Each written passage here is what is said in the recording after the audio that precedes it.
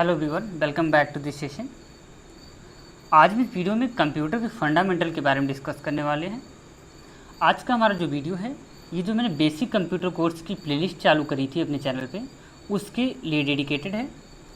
अगर आप basic computer course सीखना चाहते हो, यानी कि कंप्यूटर की जो बेसिक्स थ्योरेटिकल नॉलेज है उसको अगर आप चाहते हो, तो उसके लिए आप चैनल की प्लेलिस्ट को विजिट करिए। हमारा जो चैनल है वो है माई पैशन टेक्नोलॉजी। यहाँ चैनल की प्लेलिस्ट को विजिट करके आप बहुत सारे कोर्सेस जो हैं एक्सेस कर सकते हो, जो कि मैंने फ्री ऑफ कॉस्ट आपको दिए हुए हैं। तो चलिए आज का वीडियो शुरू करते हैं। आज का हमारा टॉपिक है फंडामेंटल ऑफ कंप्यूटर या बेसिक्स ऑफ कंप्यूटर। तो यहाँ पे फर्स्ट नंबर पे मैंने हेडिंग दी हुई है कंप्यूटर। तो कंप्यूटर क्या है? तो computer word born from compute word, it means calculation. Computer जो शब्द है ये कंप्यूट शब्द से बना हुआ है। ये लैटिन भाषा का शब्द है कंप्यूट, जिसका मतलब होता है गणना करना। अब बात आती है कंप्यूटर की और भी कुछ डेफिनेशंस की। तो according to Oxford dictionary, computer की जो डेफिनेशन को ऑक्सफोर्ड की डिक्शनरी में बताया गया है, वहाँ पे कहा गया है an electronic apparatus for making calculations controlling operations that are expressible in numerical और लॉजिकल टर्म्स। कंप्यूटर एक इलेक्ट्रॉनिक मशीन है जो कि गणना करती है, और गणना करने के लिए और जो ऑपरेशंस को कंट्रोल करने के लिए काम में आती है, जिनको हम तार्किक या सांख्यिक यानी न्यूमेरिकल और लॉजिकल टर्म्स में रिजल्ट के रूप में दे सकते हैं। हिस्ट्री ऑफ कंप्यूटर यहाँ पे अगर आप देखोगे तो फर्स्ट टाइम यूज मशीन और instruments for calculation in first time 16th century that names abacus का नाम आपने सुना होगा। ये 16वीं शताब्दी में चाइना के एक वैज्ञानिक थे जो इसके खोज करता थे, ली काई चेन उनका नाम था। उन्होंने इसका जो है यूज किया था, उसका नाम था अबाकस। तो ये लगभग 16वीं शताब्दी में माना जाता है। देन है डिफिनेशन, जो फाइनल पॉइंट आता है कि इन सारी चीज़ों को देखने के बाद जो फाइनल डिस्कशन निकला कि डिफिनेशन रियली में क्या होना चाहिए कंप्यूटर का। तो मैंने यहाँ पे काफ़ी शॉर्ट डिफिनेशन आपको दिया हुआ है। डिफिनेशन ऑफ कंप्यूटर, तो computer is an electronic machine which takes some inputs and after process it gives output result। तो कंप्यूटर एक इलेक्ट्रॉनिक मशीन है जो कि कुछ इनपुट्स लेता है और उसे प्रोसेस करने के बाद हमें एक अच्छा आउटपुट रिजल्ट देता है, जो कि हमारे लिए यूज़फुल होता है, हमारे लिए इन्फॉर्मेटिव होता है। फिर यहाँ पे आगे देखते हैं, कंप्यूटर की यहाँ पे बता रहा है कि it has 3 necessary units. Computer की 3 अनिवार्य इकाइयाँ होती हैं। शुद्ध हिंदी में अगर कहें तो 3 अनिवार्य इकाइयाँ होती हैं। एक होता है इनपुट यूनिट, सेकेंड है प्रोसेस यूनिट एंड थर्ड है आउटपुट यूनिट। इनपुट यूनिट जिससे हम डाटा इनपुट करते हैं, जैसे हमारे कीबोर्ड्स वगैरह हैं।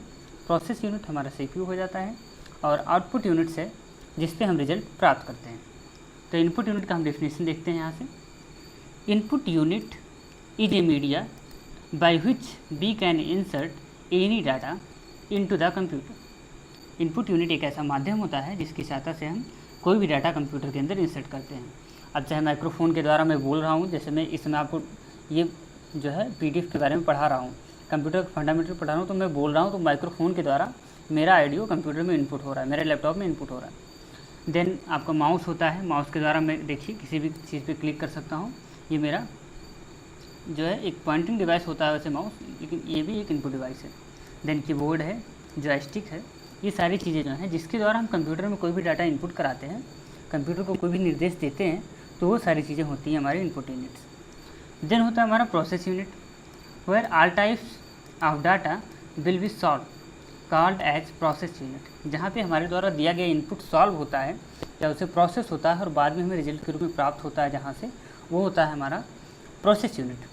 जो प्रोसेस यूनिट होता है कंप्यूटर का, it is also called central processing unit, यानी कि CPU। जो कंप्यूटर के साथ बॉक्स की तरह रखा हुआ था, लैपटॉप में तो सब अंदर रहता है, मदरबोर्ड भी, लेकिन अगर आप कंप्यूटर पे देखते हो, डेस्कटॉप कंप्यूटर पे, तो वहाँ पे कंप्यूटर के साथ मॉनिटर के बगल में एक बॉक्स रखा रहता है, वो हमारा CPU होता है, सेंट्रल प्रोसेसिंग यूनिट। और एक क्वेश्चन यहाँ पे बनता है कि CPU, तो CPU को कंप्यूटर का ब्रेन भी कहा जाता है। ऐसा क्वेश्चन कभी कभी ऑब्जेक्टिव टाइप क्वेश्चन में आता है, इसको भी आपको ध्यान रखना है। बाकी CPU का पूरा नाम भी आप यहाँ से याद कर लीजिएगा।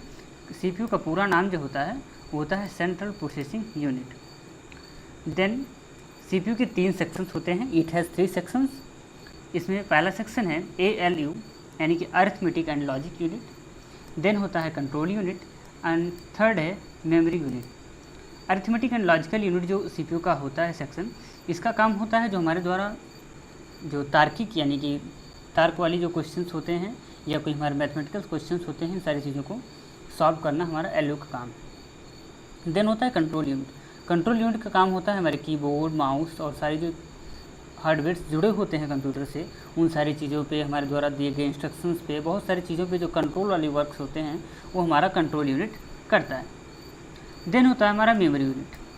तो मेमोरी यूनिट होता है हमारे द्वारा किया गया कार्य जो हम सेव करके रखते हैं, वो होता है मेमोरी यूनिट। इसके द्वारा हम अपने सेव किए हुए डाटा को फ्यूचर में एक्सेस कर सकते हैं। देन हमारा होता है आउटपुट यूनिट। जो हमारा तीसरा यूनिट है वो है आउटपुट यूनिट। कंप्यूटर के 3 यूनिट्स मैंने बताया, इनपुट, प्रोसेस, आउटपुट। तो प्रोसेस यूनिट में ये इतना हम लोगों ने पढ़ा, फिर लास्ट में हमारा आ जाता है आउटपुट यूनिट। पर we get result called as output unit, जहाँ पे हम अपने परिणाम प्राप्त करते हैं, इनपुट देते हैं, प्रोसेस होता है, बाद में जब हमें फाइनल इन्फॉर्मेशन मिलती है, जो हमें रिजल्ट मिलता है, उसे हम आउटपुट यूनिट के द्वारा ही प्राप्त करते हैं। जैसे मॉनिटर स्क्रीन दिख रही है लैपटॉप की स्क्रीन है, इसी तरह मॉनिटर पे होता है, कंप्यूटर में मॉनिटर स्क्रीन होता है। प्रिंटर के द्वारा हम किसी पेज पे प्रिंट आउट पाते हैं।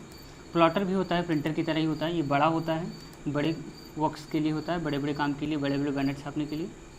इसी तरह ये जो हमारे आउटपुट यूनिट्स हैं। इसी तरह हमारा स्पीकर भी होता है, इसके द्वारा हम साउंड बाहर पा सकते हैं, सुन सकते हैं कोई भी म्यूजिक वगैरह। तो ये हमारे आउटपुट यूनिट्स होते हैं जिसके द्वारा हमको रिजल्ट्स मिलते हैं। देन आ जाता है जनरेशन। कंप्यूटर की जनरेशन के बारे में थोड़ा सा देख लेते हैं। यहाँ पे मैंने एक ब्रीफ जनरेशन दिखा रखा है इमेज के द्वारा।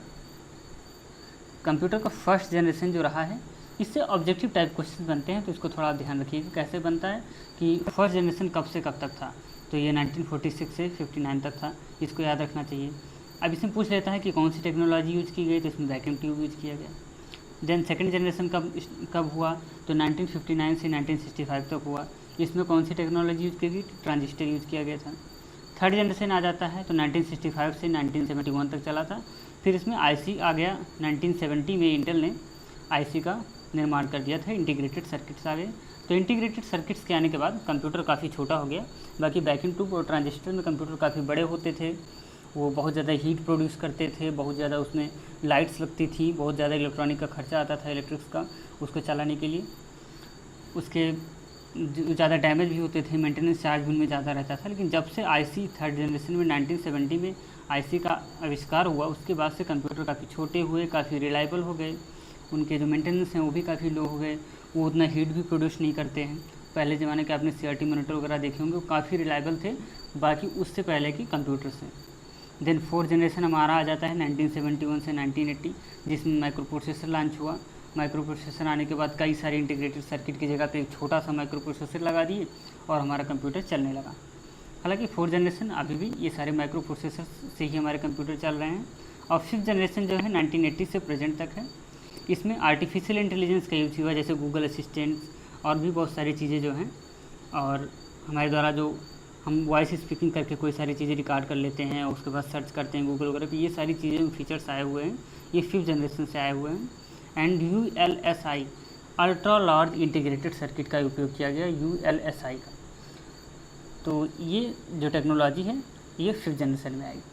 तो इसी तरह से इसमें क्वेश्चन उठते हैं कि फर्स्ट जनरेशन का ईयर पीरियड कब से कब तक था, ऐसा भी होता है, और फर्स्ट जनरेशन में कौन सी टेक्नोलॉजी यूज की गई, तो उसका पीरियड कब से कब तक था और टेक्नोलॉजी कब से कब तक, टेक्नोलॉजी कौन सी यूज की गई। ये ऐसे क्वेश्चंस ऑब्जेक्टिव टाइप क्वेश्चन जो कंप्यूटर से रिलेटेड एग्जाम्स होते हैं उसमें आते हैं, या कोई भी कंपटीशन एग्जाम में आप बैठते हो तो वहाँ पे अगर कंप्यूटर है सब्जेक्ट में आपकी, तो वहाँ पे ऐसे क्वेश्चन आते हैं। तो बाकी आज के वीडियो कंप्यूटर के फंडामेंटल के बेसिस था, तो उम्मीद है कि आपको वीडियो पसंद आया होगा। बाकी और भी वीडियोज़ के लिए और भी कोर्सेज़ के लिए आप चैनल की प्लेलिस्ट को जरूर विजिट करिए। चैनल का नाम है हमारे माई पर्सन टेक्नोलॉजी। यहाँ चैनल की प्लेलिस्ट में आपको बहुत सारी वीडियोज़ मिल जाएंगी। बस आज की वीडियो में इतना ही, फिर मिलते हैं नेक्स्ट वीडियो में। Thanks for watching.